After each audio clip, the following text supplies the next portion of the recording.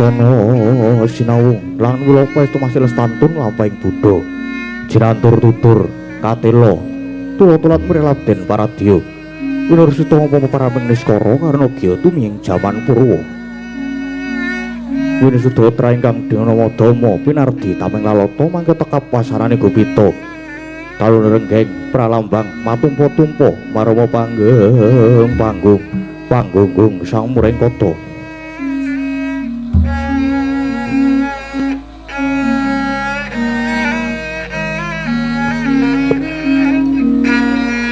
Purwakaning carita linarik nuntuting basa duweng gunung emu Suraseleni laras saya karaos mulat sari rohang rasa wani roing diri rasa rumangsan lir jalma ngilu kaca jarwe wis sinakup caing carita becik us gumelar jroning pakliran yaiku kang sejati amirsani pagelaran Ringgit Purwa Surya Candra Darumyang Kartika pinurba kudrate kang kawasa sari ratri hangitri pawana para ing dosina gilir kumanti tanpa kemba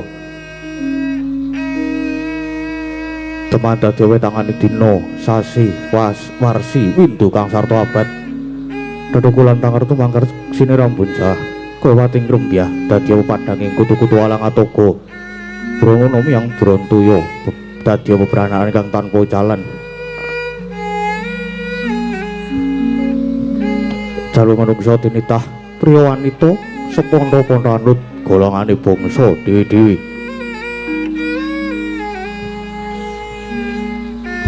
Negari Pandita ingkang kae padi dasa purwa eka marang sawijati linuwih dasa 10 purwa marang wiwitan senadyan kathah titahing dawa ingkang sinangga ing Wartiwi kinasuwaning ngakasa kinapiring samudra racak sami anggana raras nanging datan kadya ingkang gineping dalu sawangke yakti ingkang sinebat gumlaring negari Ngamarta ya negari Ngendraprasta ya negari Batana Kawarsa ya ing Cintokapura awantosna kinarya kandha saratri mangke awit ngupaya negari 100 tarantuk kalih nadyan 1000 tan jangkep sadasa datan negari ingkang panjang punjung pasir wukir loh jinawi gemah ripah Kerta Tata Turaharja tur dasar mula kawulane sedaya samya sayek saeka kapti akarya luhuring nusa bangsa lan negari negari Ngendraprasta kena winastan negara ingkang gedhe obore padhang jagate dhuwur kukuse jero tancepe adoh marang kuncarane mula datan nawa mokal lamun ngangwong tejane ngambar arum kontaping negari lah Sinatawa ingkang jumeneng nata hambek bau denda Anyakawati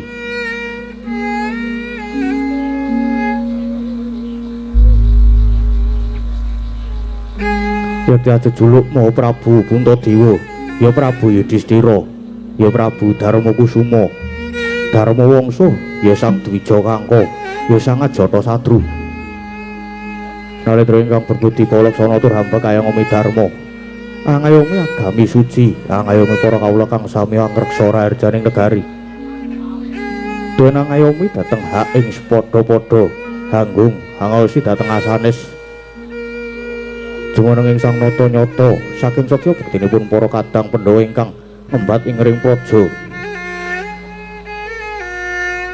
kapunggal semanten kawibawaning praja awit lamuntuk ginunggungon nadyan saratri tanah pedhote nujuri sajuga sang nata kepareng miyos pinanggil mungguing setinggil binaturata kadhep dening para kadang ngaglah yayah prait ning kewuh tuhu menika pisanipun satriya ing Jodipati kekasih Raden Werkudara Raden Bratasena dene ingkang lenggah mabuka margalu muka lir konjem Bantala tuhu menika pisanipun sang pamadya sadya Madukara kekasih Raden Harjuna Raden Janaka Raden Permadi datan kantun wiswane satriya kembar kemanikan nenggena kula saha Raden Sediwa dene ingkang pinangka tetingging para wadya warangka dalem Patih Antakawana kesambet pisanipun para mantri bupati nalikaning praja ambeh blabar panyayah samudra tanpa tepi Mareka busananing para wadya tinon kadi panjraing puspita. Nalika semanten kagiat Kadara Wekasan nampi rawuhnya ingkang Raka Natadwara wandering kawadaring lisan.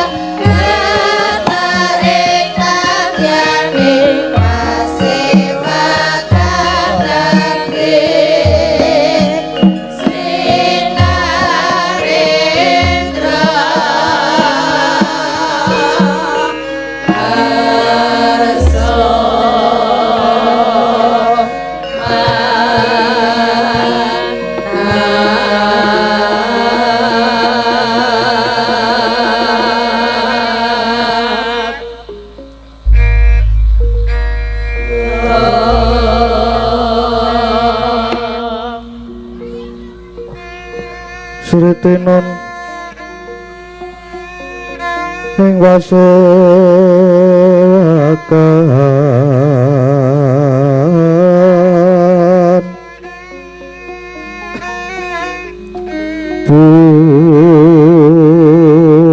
busana maneka warna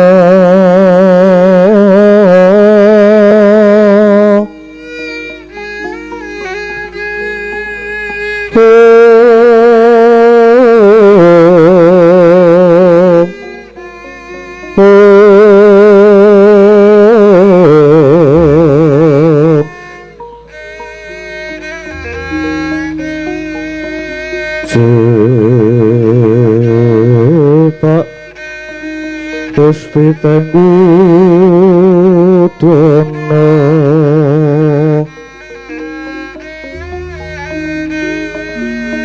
yang banjir sarorok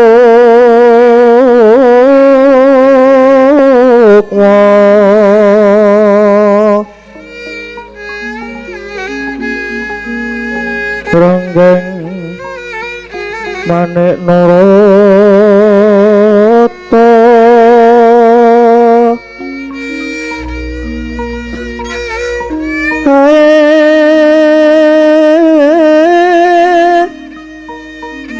ana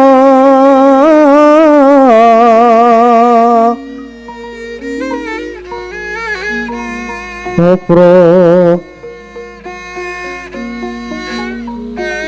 prabanyo sumirat ora prabanyo kang sumirat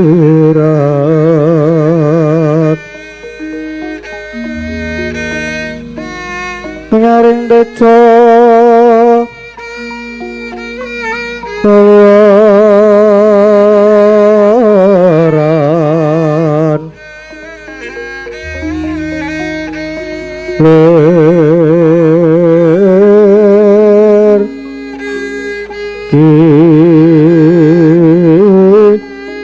lat sisiring dadet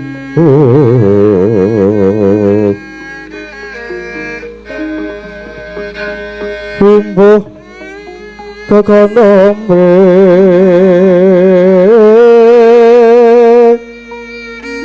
inggit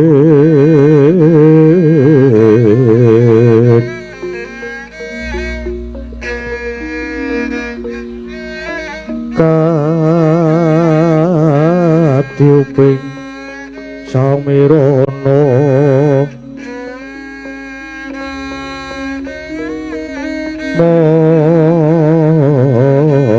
mondro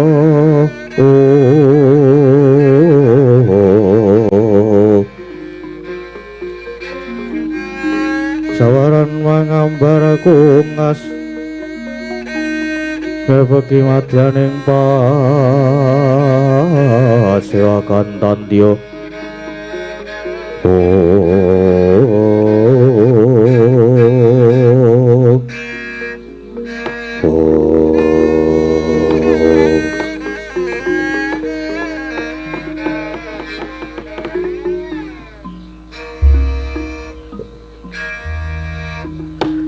Iwang murubengrat mugi ambabarna pepajar dujimat pepundhen kula madya padha prapting dalahan Koko Prabu Indrawati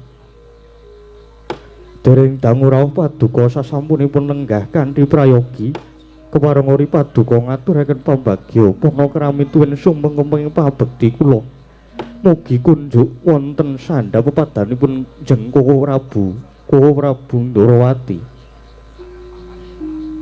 Iwang Sukumadya linuwih inggih Yai inggih sakalawung cadhong kanthi asta kekalih kawetelaken wonten ing Pratnaja kacacaing pucaking wenih paring pambagyanipun Nyai Prabu ingkang rumentah dhateng Rakanta Ndrawati tan inggih pamujinipun Nyai Punta kasembuh pangewaning Hyang Agung lulus raharja praptanipun ingkang raka boten manggih alangan setunggal punapa kejawi saking menika astunipun ingkang raka sayogi katuron ngarsanipun Nyai Samyaji gurawaning penampi kula paring pangestanipun Koko Prabu sanget kula pundi saengga jimat paripih samangke mugi kaskecakna anggenipun pinarak lenggah Koko Prabu Indrawati nggih Yai sampun boten kirang prayogi. Wah.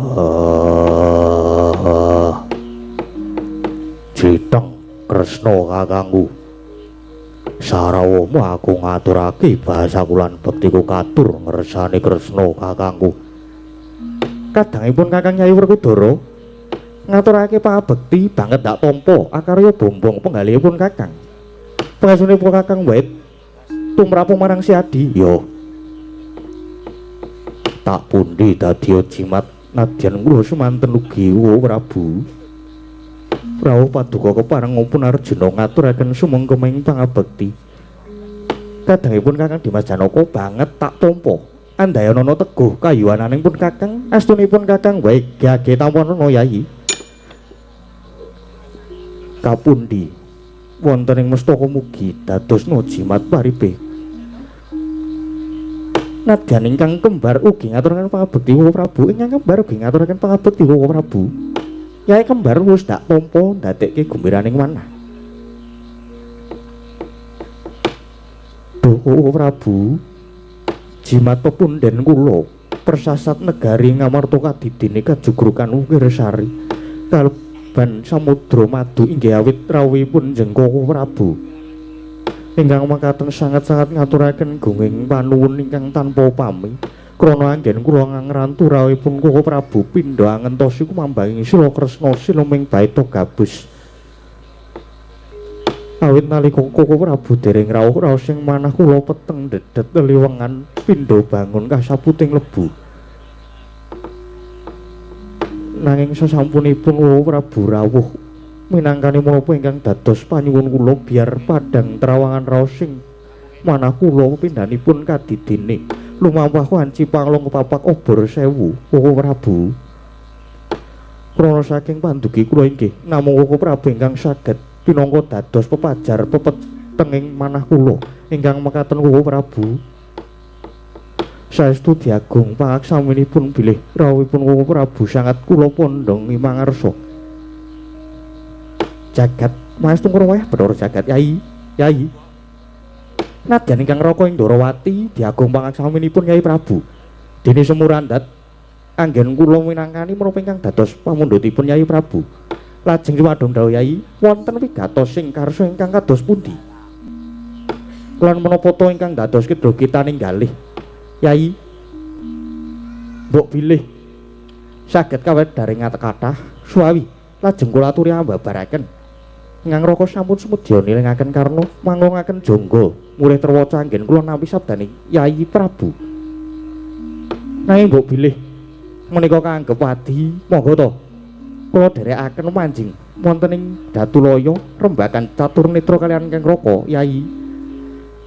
Yai sami aji Koko Prabu ingkang dadosaken pepetenging manah kula persasat suduk gunting tatu kalih sepisan sampun sawetawis trimadya candra tangkalenggan menika negari Ngamarta kados dene nampi wala ing Jawata. Awit kawontenan negari Ngamarta kalenggan menika persasat remeng-remu saratipun kados layu Koko Prabu. Negari Ngamarta ingkang sampun kaloka bumi ingkang subur, bumi ingkang loh jinawi, siti ingkang subur menika temah dayani para kawula sami manggih mulya tebih saking kasangsayan. Nanging Koko Prabu ing rikalenggan menika pinanggihipun malah dawah kosok wangsulipun. Ngamarta ingkang rumiyin tentrem samenika malah dados tintrim.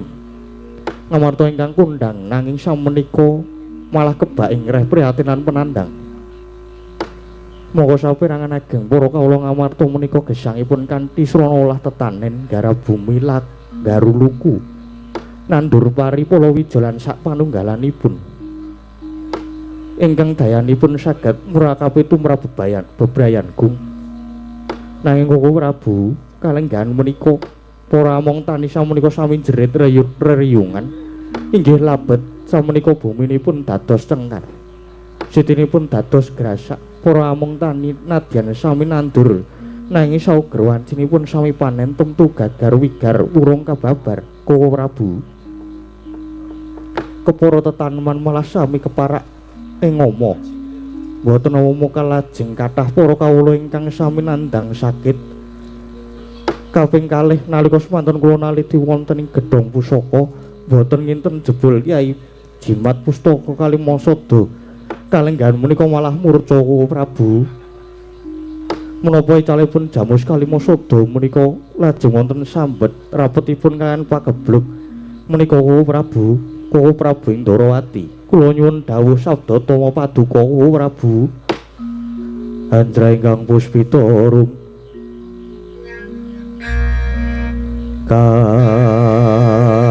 kasiliring samira nomre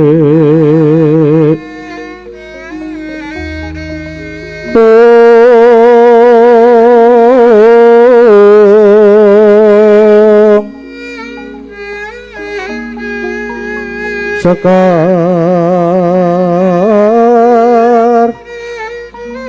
katung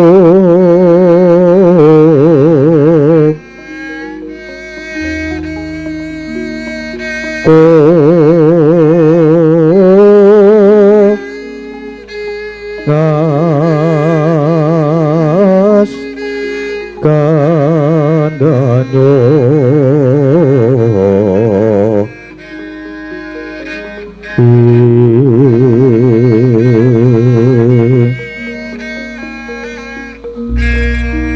maweh raras rataning diya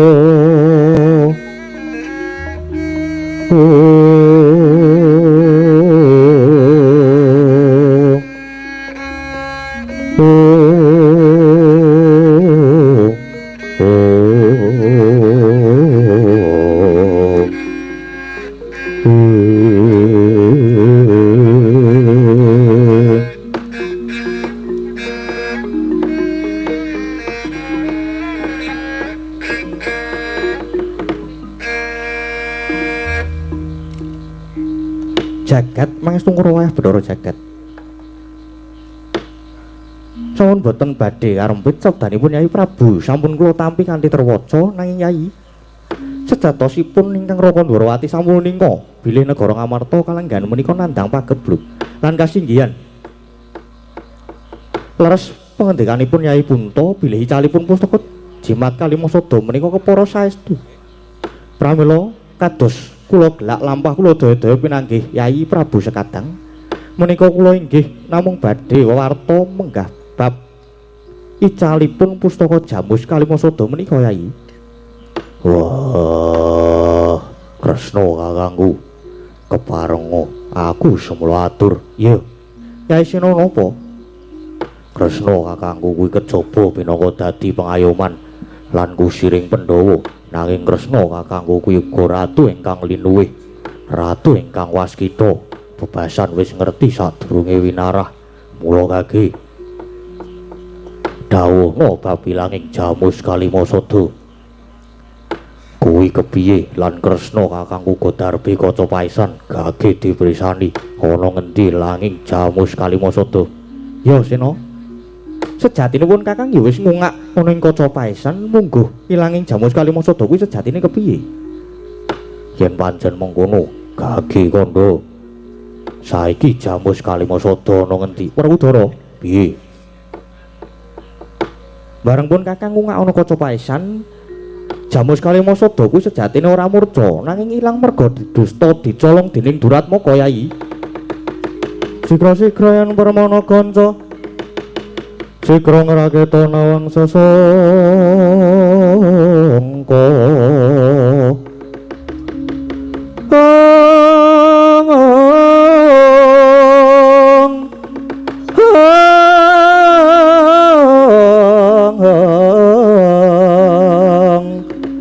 koyang lenggahing Sri Nalendra ambek marwa sing sang katri gumulung angrempak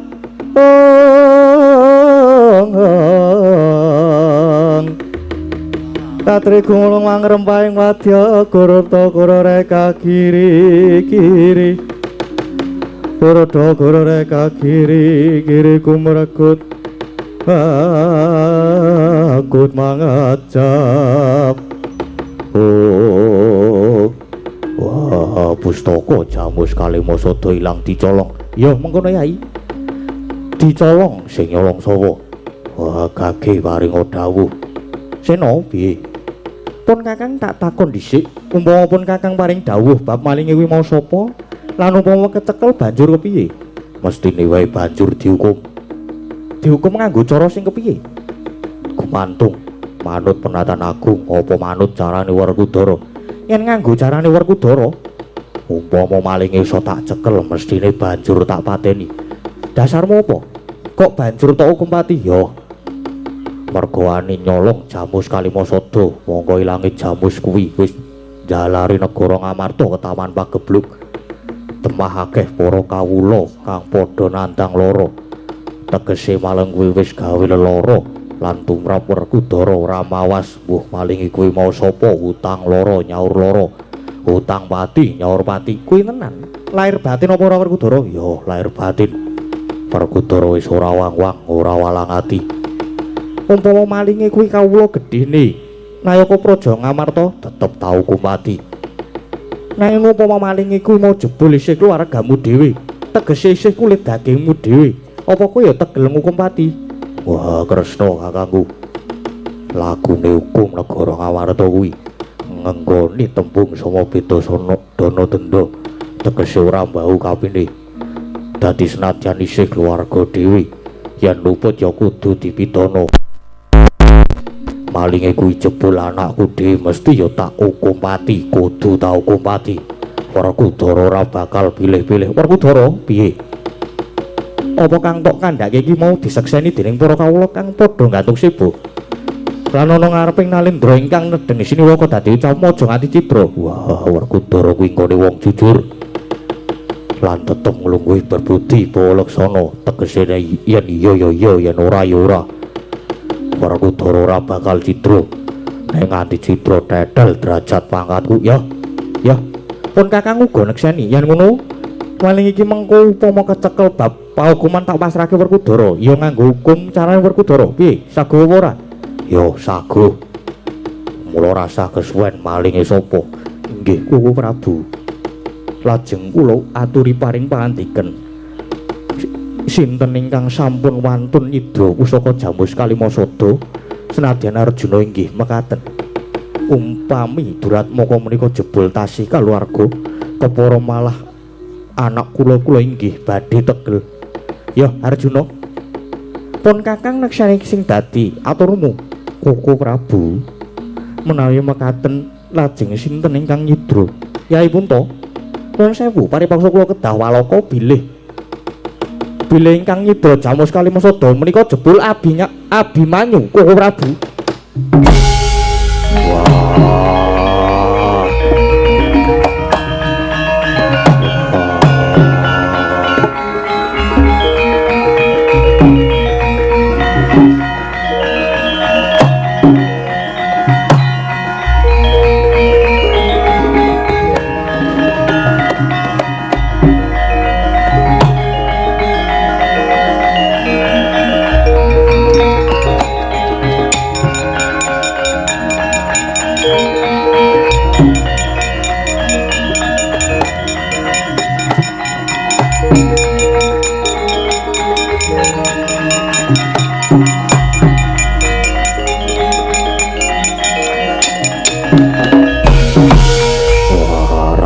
Kaya sinamber gelap bareng Kresna kakangku paring dawuh sing nyolong Jamus Kalimasada anakku Abimanyu.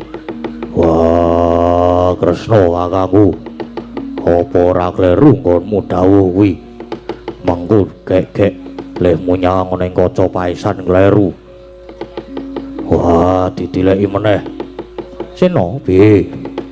Kaca paesan kuwi pusaka paringane dewa.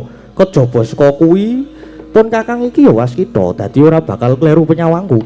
Nanging kok kaya ora tinemu nalar.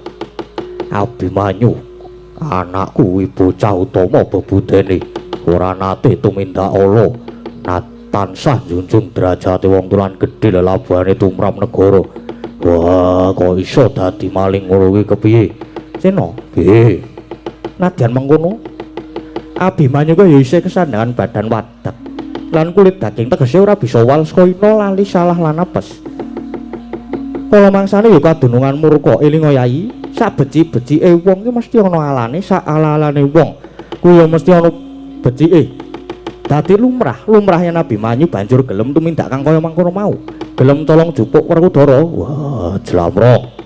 Lemu mulang anakmu kepiye kok iso dadi maling? Wah, Abimanyu saiki dadi maling lemu mulang anakmu ki kepiye? Wah, Kuku Prabu. Kula kapejahono nggih mawon. Ingkang rayipun Arjuna kula sampun boten pantes gesang wonten Madyapada. Sampun sisip anggen kula ngglontah dhateng anak kula piyambak. Monggo Kuku Prabu. Kula aturi ngunus patrem mejahipun Arjuna. Werkudara, kok kowe isih ning kono iki kepiye? Wah, bingung aku isih durung percaya nek maling iki Abimanyu. Aku kudu kepiye? Aku arep tok dawuh apa? Lho, aku ora dawuh. Nanging Kresna ki ngugemi ucapmu. Lan aku mau pasrah karo Yayi Sena umpama malinge kecekel bapak hukuman nganggo carane hukum Werkudara. Ya ora? Ya. Kowe ya wis aguh. Ya ora? Ya. Mongko saiki wis genah malinge Abimanyu. Mangkat ora? Wah, ora weh. Nek saguh ya saguh nyekel Abimanyu. Nganggo hukume Werkudara, Abimanyu kudu dihukum pati. Nek kowe nyelaki tegese bakal tetel jiwa kasatriyane Werkudara. Malah ora mung Yayi Sena, Arjuna yo ngono. Anakmu wis keluputan gedhe. Anake dadi maling kok wong tuane malah mung meneng wae ora gelem ngajar. Wah, jlamprong mangkat.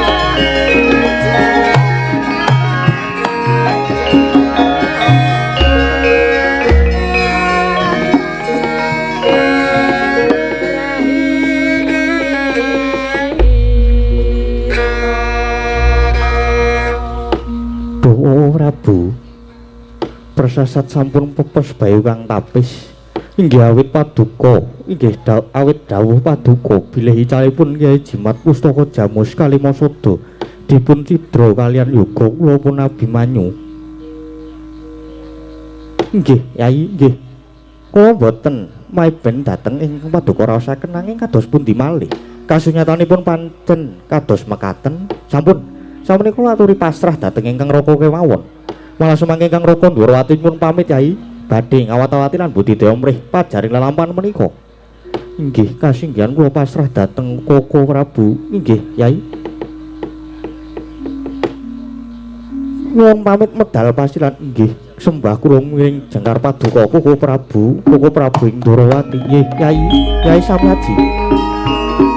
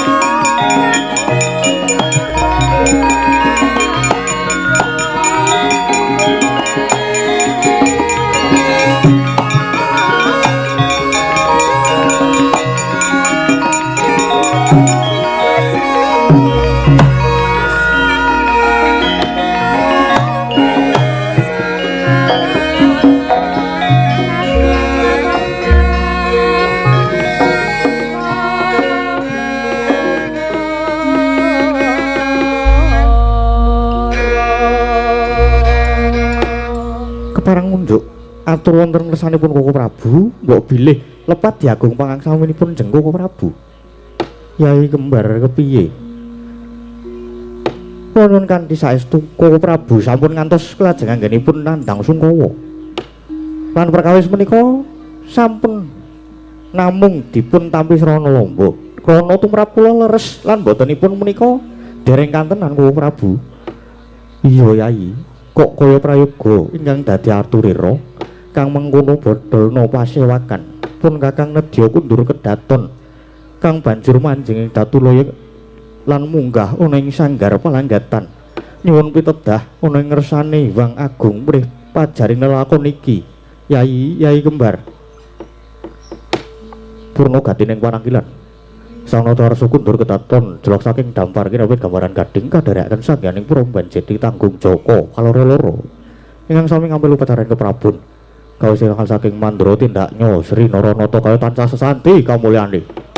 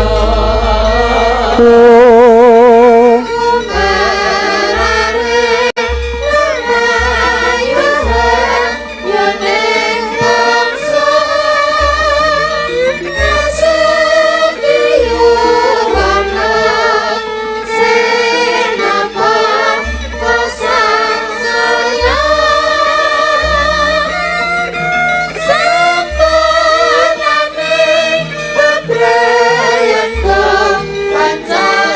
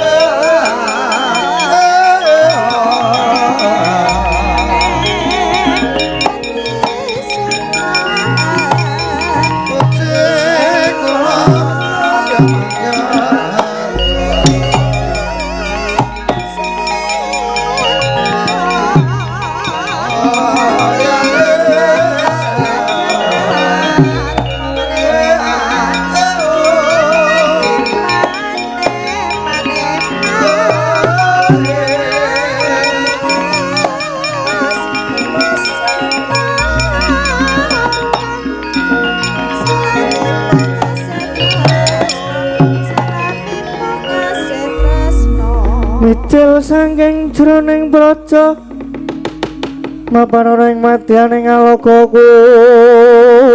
nanging prawadya saweka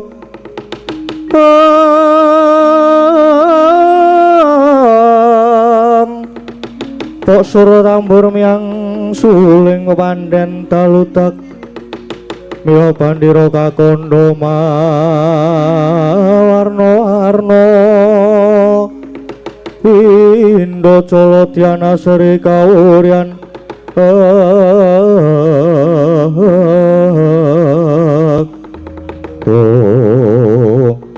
Royai kepareng ingkang putra pring gondanipun Gatotkaca cumadung dawuh nadyan putra Punantarja ugi cumadung dawuh Rama Kyai ana dawuh apa Pak apa wigatine panangkilan mau wah Gatotkaca karo kowe Antasena nggih wonten dawuh Rama Kyai wonten dawuh Rama Kyai ya piye Pak ana apa kok sajak Nyolowadi ana apa janim nganti gembrobyos kaya ngono kuwi wah ngerti ya nggih anak-anakku kalenggani ki negara Ngamarta lagi nandang pagebluk ya merga seka ilanging pustaka Jamus Kalimasada duh Rama Kyai jimat Kyai jimat pustaka Jamus Kalimasada ical ya ilang nanging wanut dawuhe pengendikane wakmu Kresna wah ilange Jamus Kalimasada kuwi merga dicolong karo maling waduh menawi dipun cidra lajeng sinten ingkang wantun nyidra iki abot wah merga manut dawuhe Kresna kakangmu sing nyolong Jamus Kalimasada jebul isih keluarga dhewe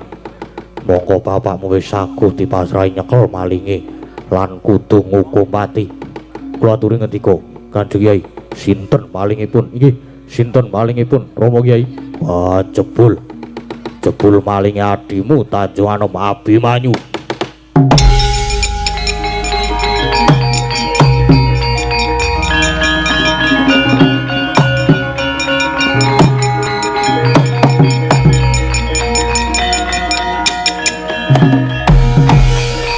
Rama Kyai menapa mboten glentu pamireng kula kados mboten pinanggih nalar adi kula Abimanyu dados Duratmaka wah maune aku dhewe ora percaya nanging dawuhe wakmu Kresna kasunyatane pancen mengkono Gatot ayo melu aku goleki adimu Abimanyu nek pancen maling Abimanyu aku kudu tekel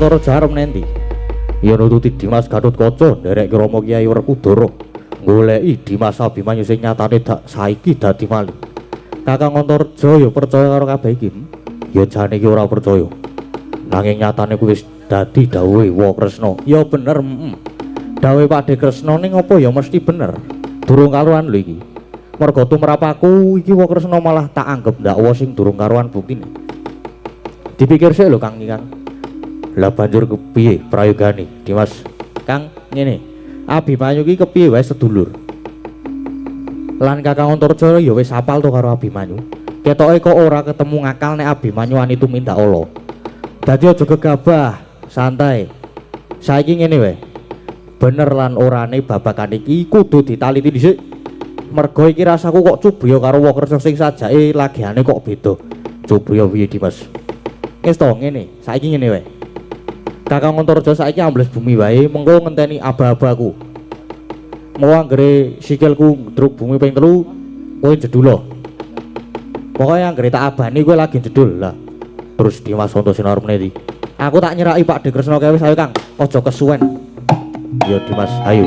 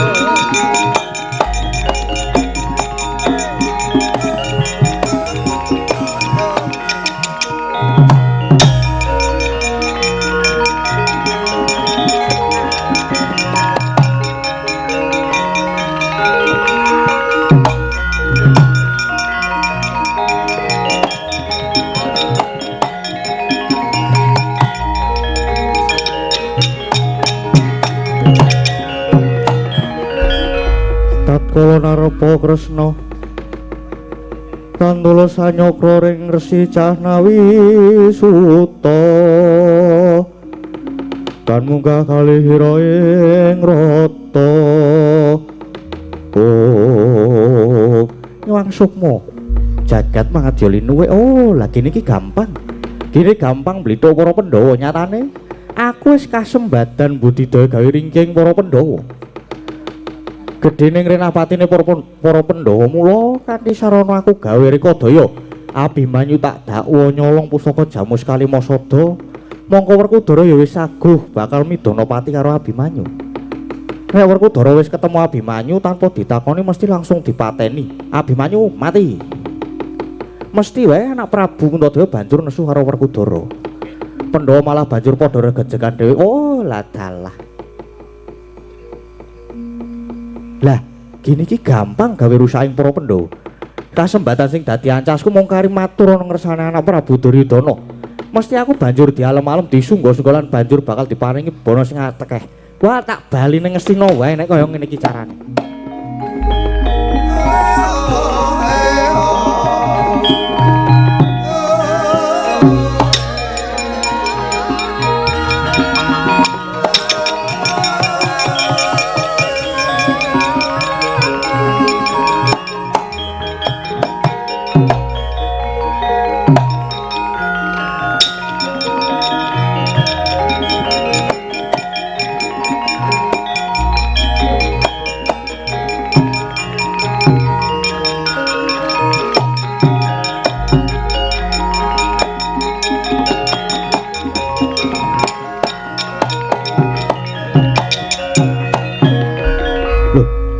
Putuku Antasena to. Putu piye? Aku ki pernah Puranamu dudu putumu. Oh iya, Ding. Puranaku anakku Antasena napa kok nyeraki aku? Ya mung arep takon wae kok. Jare Pak De Kresna mau dawuh nek adikku Abimanyu nyolong Kyai Jamus Kalimasada. Apa kuwi bener? Ya, bener mangkono, Nger. Antasena. Lah kok Abimanyu ani nyolong Jamus Kalimasada kuwi kira-kira arep dienggo ngopo ya, Pak De? Wah, lah ya ora ngerti, mbok menawa arep dienggo butuh apa Jamus Kalimasada kuwi digadhekke ya kena lho Antasena. Ana pusaka arep digadhek arep didol. Nah aneh wae. Ya sing cetha negara Ngamarta saiki lagi nandang pegebluk ya merga saka ilangi Jamus Kalimasada. Lan ilange dicolong karo Abimanyu kuwi kosik to. Kosik. Kawa Kresna iso mestheke sing nyolong ki Abimanyu. Lho, Ratu Ndwarawati Prabu Kresna rak ya ratu sing waskita to. Lan duwe pusaka kaca paesan. Bareng tak ungak cetha banget ning kono nuduhake gambare. Nuduhake videone Abimanyu lagi nyolong Jamus. Oleh ndelok lewat kaca paesan to. Kagungane Pak De Kresna kuwi. Lah mbok coba kene aku tak melu ndelok gambare. Tak melu ndelok sing jarene videone Abimanyu mau nyolong mau. Tak ndelok aku sik neng kaca kuwi kaya ngopo apik apa ora. Aja ya, aja. Ora kena, Nger. Mergo kaca paesan iki pusaka pribadi. Oh, ya wis nek ora oleh ndelok ora apa. Neng aku kok pengen ngerti wujude kaca paesan kagungane Pak De Kresna sing ampuh kuwi. Aku tak ndelok tuduhno, Pak De. Nek saiki ora tak gawa. Ora tak gawa. Mergo tak tinggal ana kraton Dwarawati. Oh, ora digawa. Nek saiki ora digawa kok iso ngendika nek sing nyolong Abimanyu. Lho. Lek kok nyawang mau ki ya saka ngomah. Saka kraton Dwarawati, lek kok nyawang Kaca Paisan. Banjur kacane tak tinggal. Arep disilih dienggo rias. Arep dienggo rias jadilan. Ngono to. Sangertiku Kaca Paisan kuwi ora beda karo Wijaya Kusuma. Ora tau pisah karo Pak De Kresna rasa kakean alesan to. Tuduhno aku tak ndelok sedilit wae. Gelem nuduhke apa ora? Aku ndelok to. Kepo aku ki. Ora kena, ora iso ya, Nger. Iki pusaka pribadi ora kena ora dienggo tontonan wong baen-baen lho. Lah aku ki pengen nonton sih. Aku mbok nonton sedilit wae ora ya, Nger. Ora gelem nuduhke nyoh iki tanpa nonton.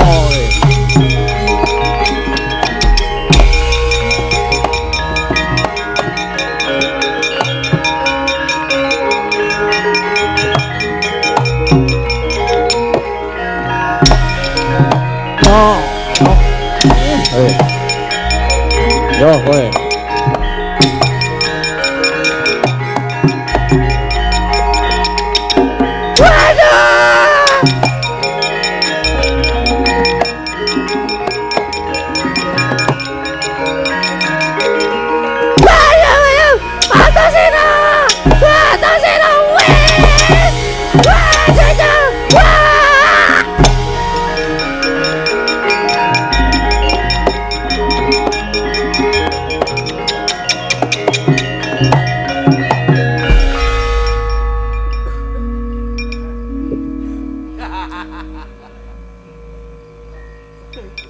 Ngopo?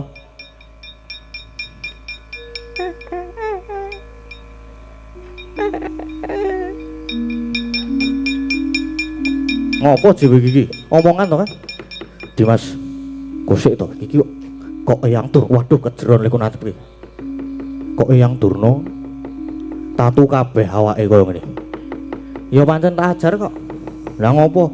Aku mulak ya wis kandha to, Kang. Nek perkara iki kudu diteliti sik. Aku cubriya karo Wa Kresna. Tenan ora? Gae. Kresna mambu solar. Ana Kresna kok mambu lenga mambu. Gae galu sing dadi Kresna. Dadi Wa Kresna mau kedadian saka Eyang Durna iki. Lah heeh. Mulane iso tatu-tatu kaya ngono kuwi merga anu apa jenenge? Apa? Aduh, wah, apa jenenge?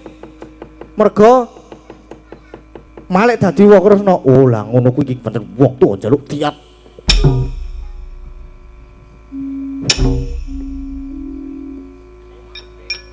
Yen wong tuwa nek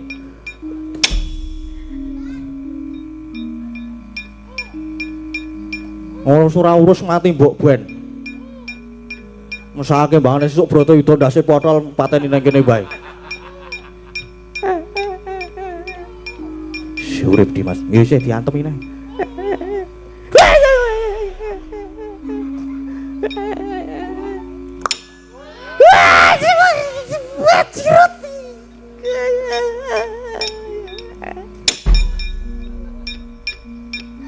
Terus kan.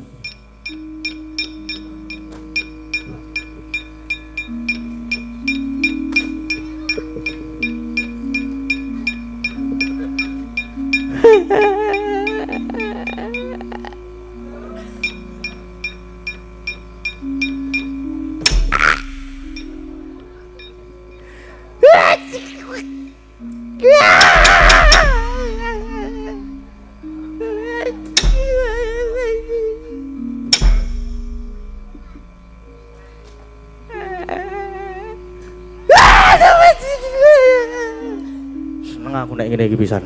Puas.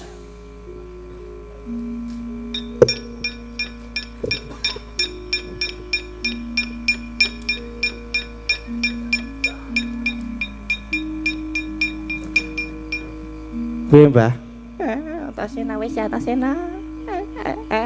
Lara kabeh awakku iki kira tasena. Siraku pecah ya tasena. Aduh,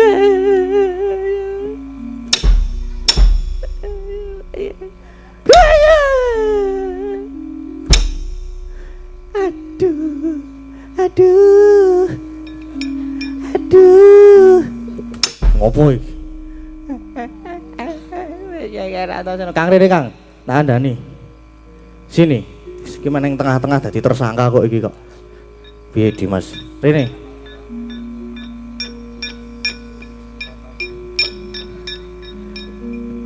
Kok wis le ngajar.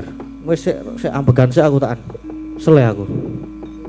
Diajar wae iki wong tuwa sing ora pantes diajeni. Lah iya, sik sabar to. Sabar. Aja ya ger, aja. Aku ki mbahmu. Aku ki mbahmu ger. Aku sayang karo kowe.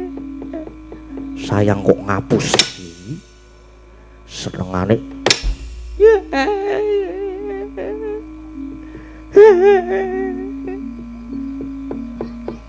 tak takonane dhisik aja diantem isik. Ku ndak gagar otak sik. Lek ku nakoni ora cetha engko. Sik tak takonane. Mbah, Piye ya ta sing nang putuku sapa Gus? Kepiye ger? tak tekon. Nek ngono apa? Kok dadak dadi Siwa Kresna barang ki sing ngakon sapa? Ayo bloko. Iya ger aku mung diutus, aku ki mung diutus. Ayo sing ngakon sapa? Sing ngakon sapa? Aku diutus Prabu Duryudana kon gawe ringking para Pandhawa. Jar aku mau mepo dadi anak Prabu Kresna Terus kok adikku Abimanyu tok dakwa dadi maling ki kepiye? ya mergo Abimanyu kae sing digadang-gadang dening para Pandhawa. Nek Abimanyu tak dakwa maling mesti terus dipateni. Pancen wong tuwa ora kena diajeni. Sakit.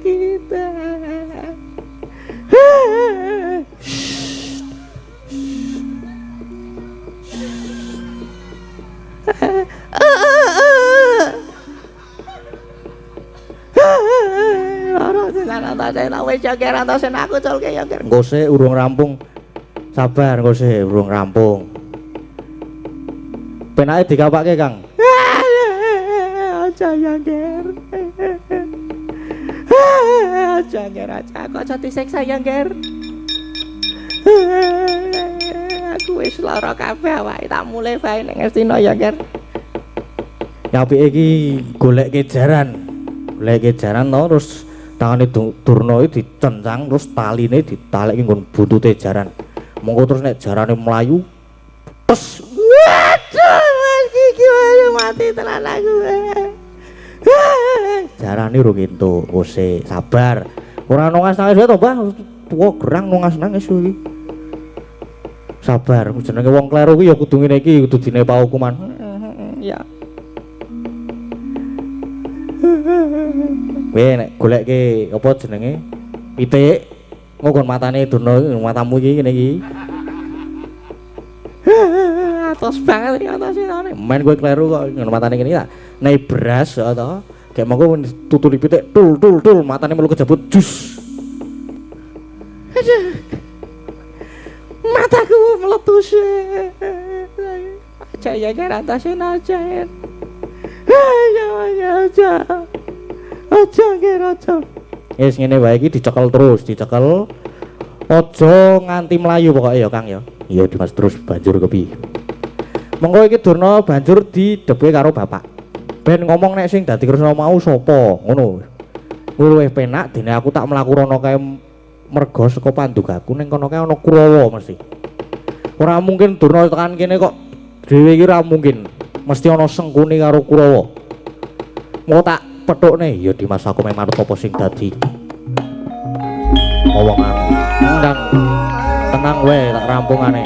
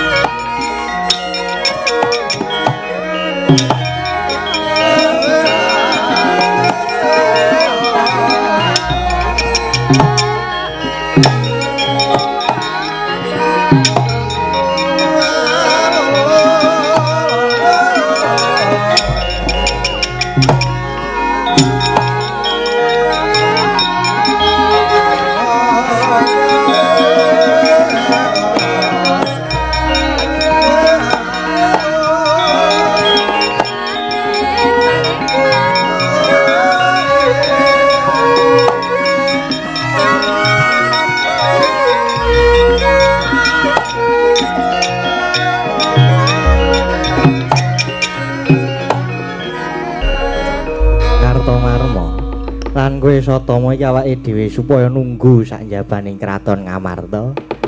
Merga iki Kakang Pendhita Durna sing memba dadi Prabu Kresna, praptana ing Pasewakan Agung Negara Ngamarta. Sing surasane gawe pitenah. Lan gawe karti sampeka yen to Jamus Kalimasada kuwi ilang lan sing dipitnah utawa sing didakwa kuwi ya Abimanyu. Lah kanthi Abimanyu didakwa dadi maling, mestine Arjuna Werkudara padha nesu banjur do mentolong ngajar karo Abimanyu. Nggih, paman. Nanging menapa sakintenipun Bapa Tuna mboten kadenangan anggenipun membawana dados Koko Prabu Kresna. Nggih, paman. Kula inggih ngatosaken dhateng Rama Begawan menawi Rama Begawan Durna menika mangke kadenangan pripun? Wis ta, aja sumelang. Aja sumelang. Bapakmu kae ya Kakang Durna kae iki pendhita sing ampuh. Lembut iso ngungkuli banyu, iso malik dadi apa wae. Wis ta aja sumelang. Ora bakal konangan. Inggih, lajeng nanging paman, kula aturi mirsani mriku. Nika. Antarja gendong Bapa Durna. Aduh, cethayan Bapa Durna kadenangan. Wah, gugu arepe dhewe. Antarja Antasena mandheka Cana Bapa Rama Begawan.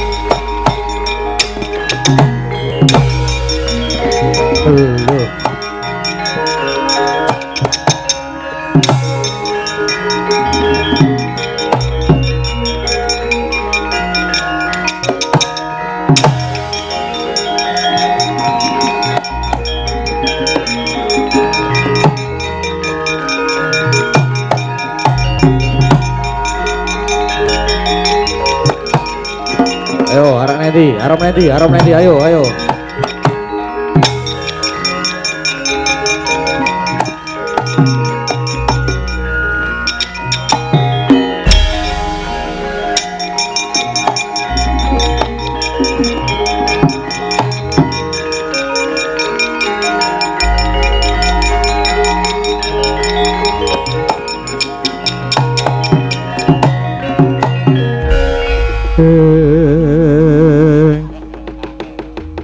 Sirapala kang tumingal prang campo samya ngadali kang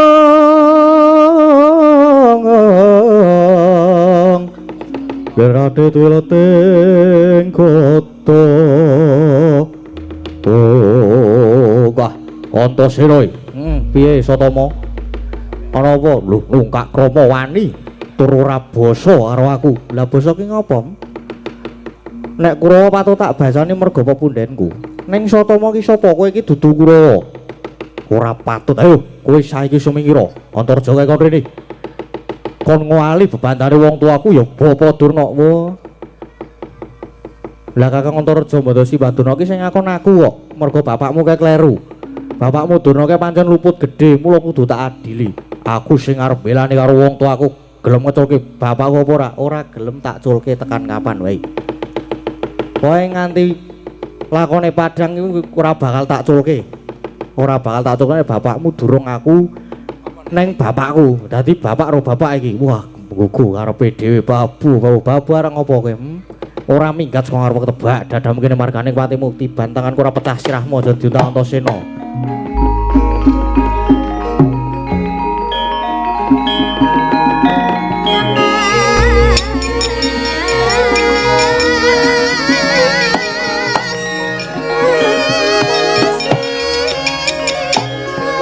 Waduh.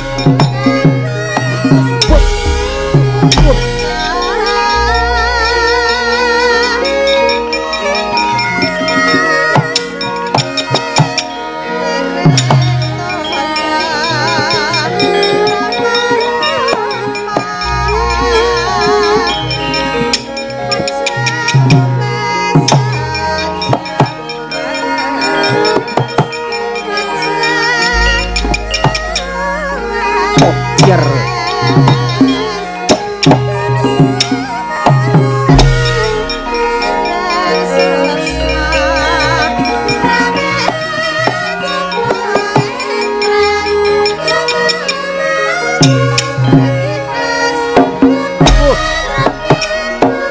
kita tok jaluk modar.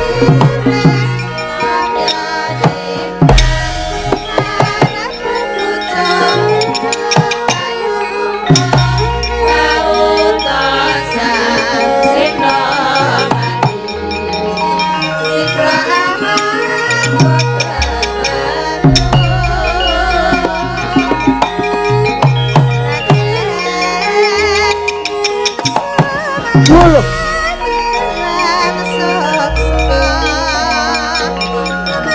Mati ya. Siap.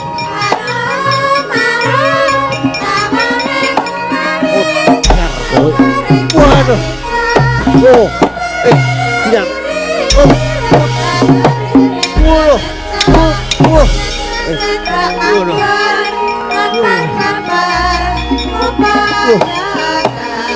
Caca. As. Udus. Waraidan.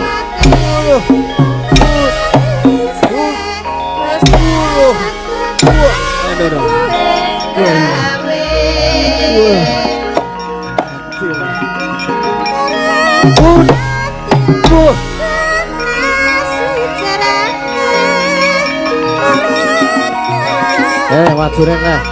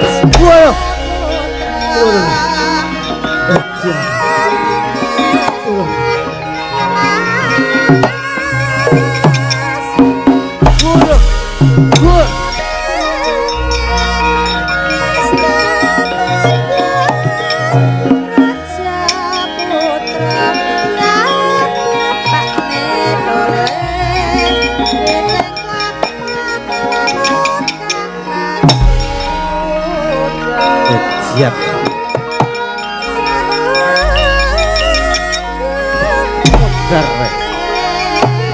Modar buri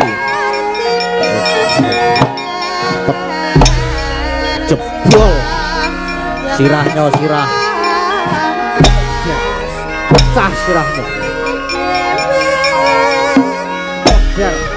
modar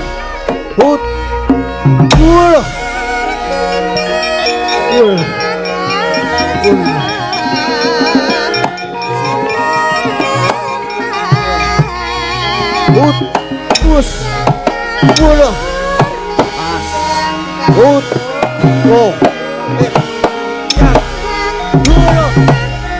bodoh.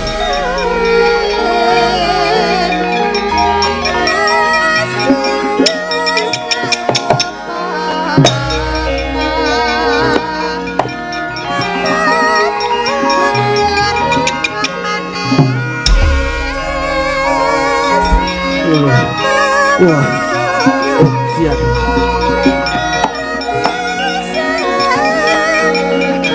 Yo. Siap. As.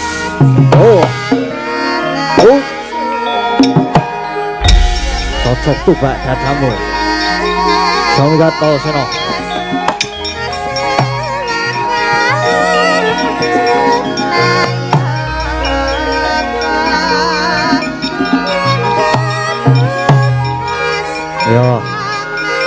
Aja mikat Jaindo. Ayo tamakno.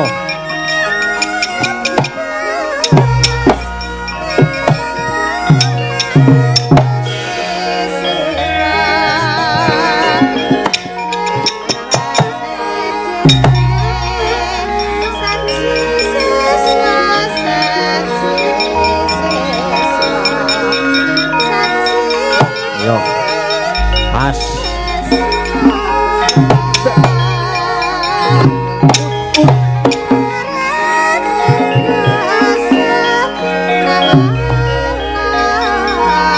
Aku sore balik iki. Jiat.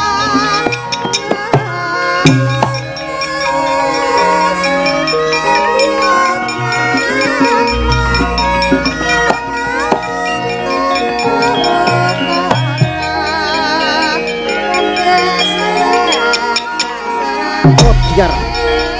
Waduh.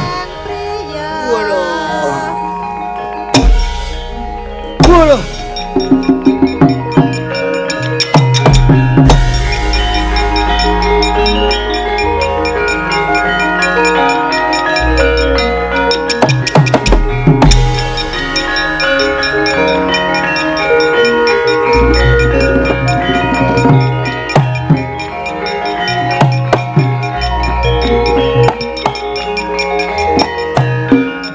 Antasena, arep apa kowe? Gelem ngluwari. Apa durna apa ora bakal tak luari. Antemo. Mut. Cah dadamu. Mut. Waduh.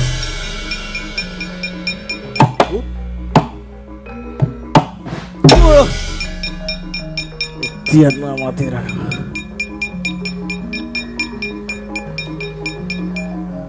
Good. Wah.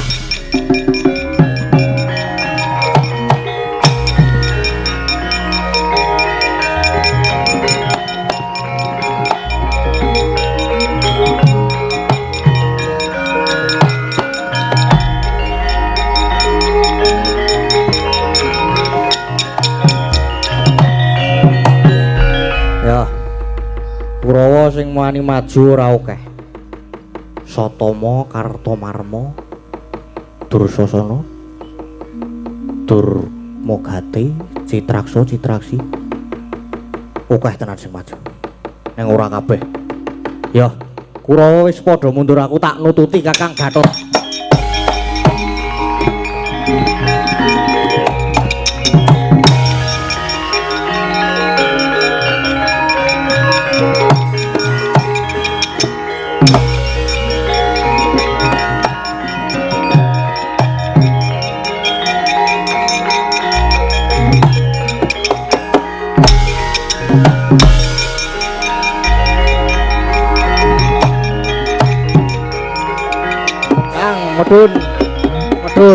Medun.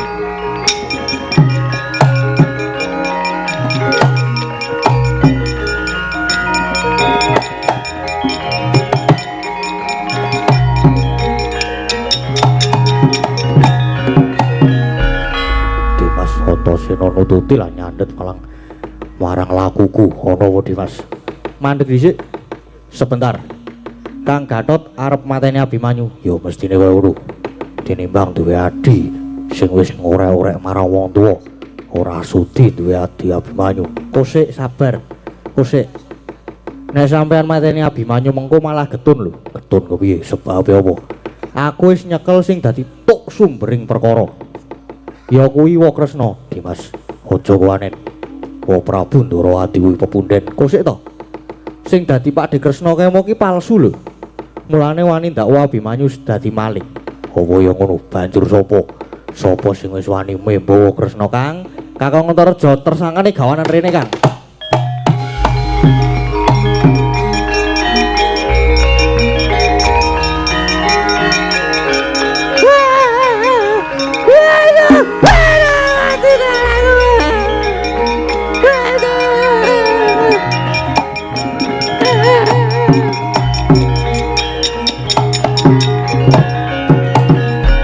Kang, Kakang Gatot prisa to iki? Iya, Dimas. Hyang Durna kok membo dados Wakresna? Iya, Ger. Mung Sadurma nindakake dawuh anak Prabu Duryudana. Malah dadi tatu kabeh awakku kaya ngene iki, Ger. Nanging Hyang Durna lepat margi sampun dakwa Abimanyu ngantos Rama Werkudara mangke badhe mentala dhateng Abimanyu. Ya aku luput, Ger, aku luput. Aku jaluk ngapura ya, Ger. Wong tuwa kok kaya ngono pangartine. Diwas banjur ki wis saiki ngene wae, Kang. Uyakan bapake uyakan. Aja nganti bapak tekan kesatrian Tanjung Anom lan ketemu karo Abimanyu. Matura karo bapak nek sejatine sumbering perkara iki saka Simbadurna. Ya Rama Kyai kula aturi kidul Rama Kyai.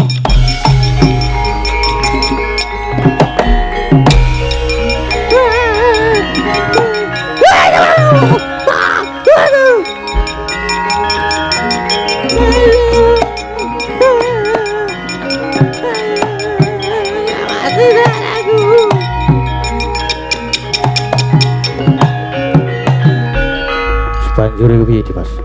Hyang Durna iki kudu dikepiyake meneh tetep dibantan terus. Monggo diaturke ana ngersane bapak. Monggo yen Rama duka piye, Dimas?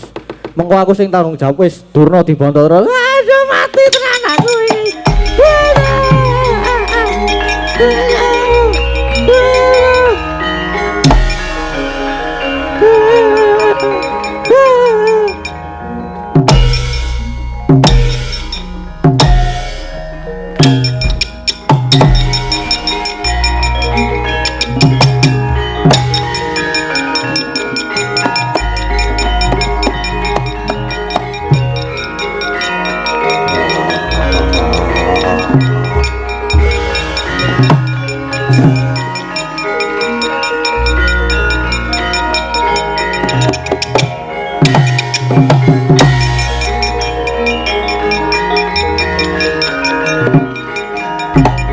Bagirian Kanjeng Rama.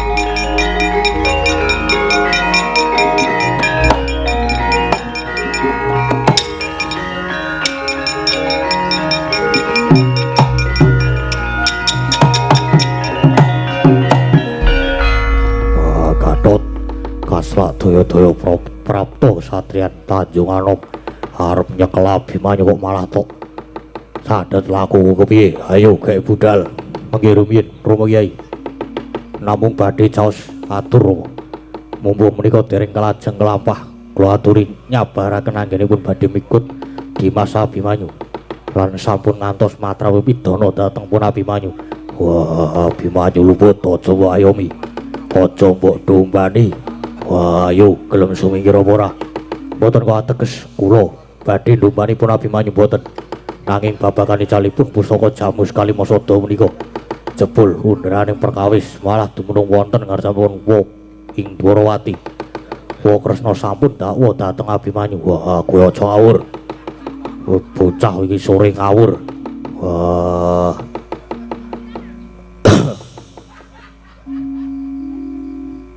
Banyu putih napa teh?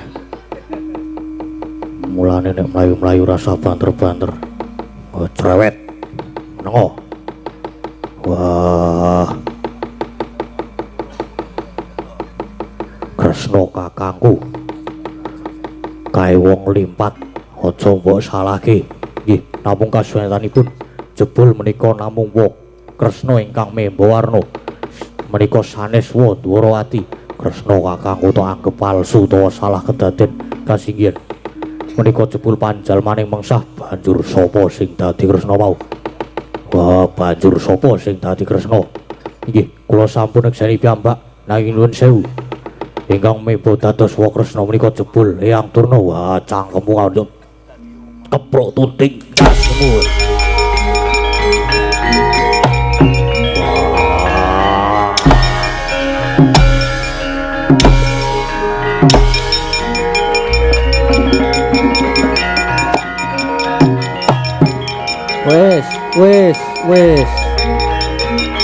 Wes, sabar.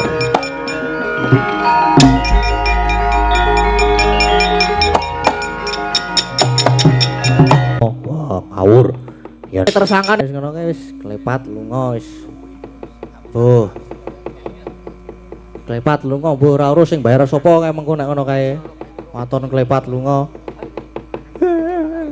Bapakmu wis bali aku culana ya kira Antasena. Gah, ngosik. Mengkosik.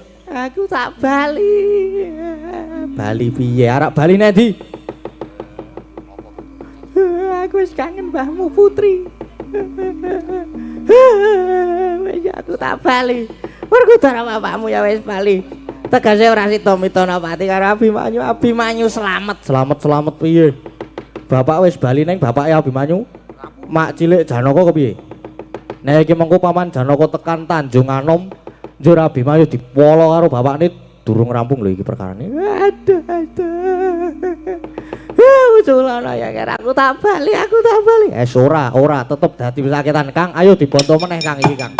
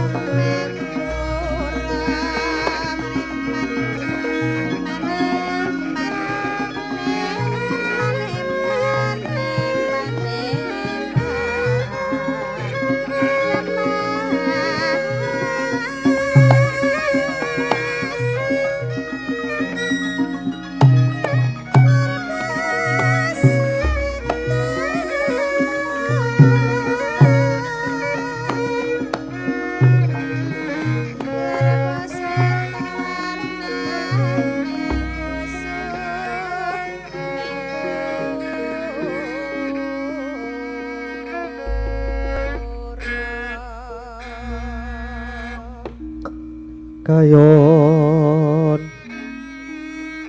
katiyuping angin sumyak swaraning karengyan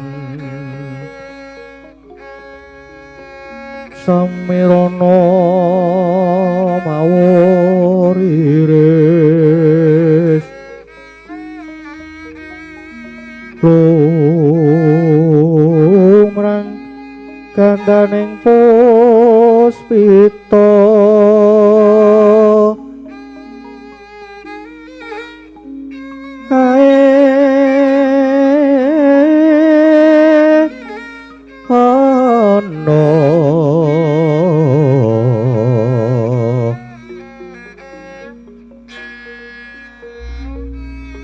titi sunyo madya ratri raras rumedeng akoso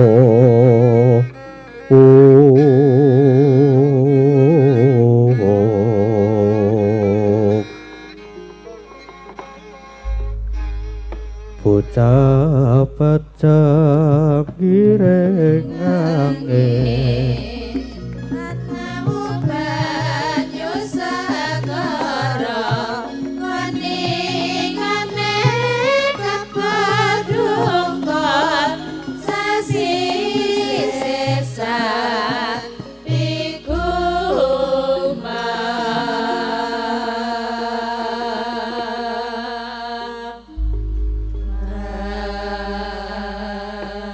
sireping sangarengka gumantos ing dalu jroning ratri dereng wonten ingkang kacarita amung sang Hyang Portongopati kang jemdul saking perang wetan nadyan kelangan migarsa gunung-gunung parandene bisa merbawani jagat raya dupi tatasing kamancan diwasani nang wau-wau sowan wis ngancik goro-goro bumi gonceng mantelung kang langit samudra kocak sumamburat pindho kinapara banyune hoya kang gunung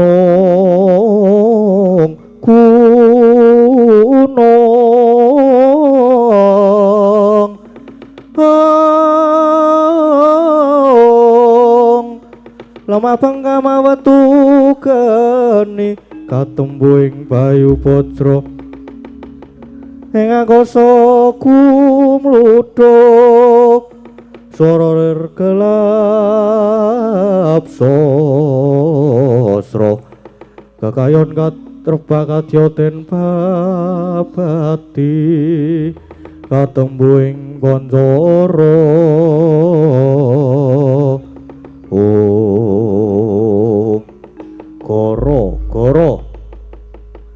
Goro-goro ing Jawating Pakliran Sekti mung ngurmati miji loro parapat punakawan Kelurah Garing Semar Kelurah Semar Garing Petruk Semono Kelurah Bagong ingkang sami gegojakan madyaning ora rombo alon harire